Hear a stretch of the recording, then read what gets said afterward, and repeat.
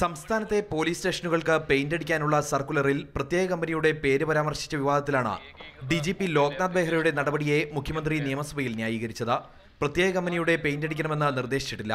നിറങ്ങൾ തിരിച്ചറിയുന്നതിന് സഹായകമാകുന്ന ഒരു കമ്പനിയുടെ പേരും കോഡും സൂചിപ്പിക്കുകയാണ് ചെയ്തത്. നിയമപരമായി സ്വീകരിക്കേണ്ട നടപടികൾ പോലീസ് ഹൌസിംഗ് കൺസ്ട്രക്ഷൻ കോർപ്പറേഷൻ പാലിച്ചിട്ടുണ്ട്.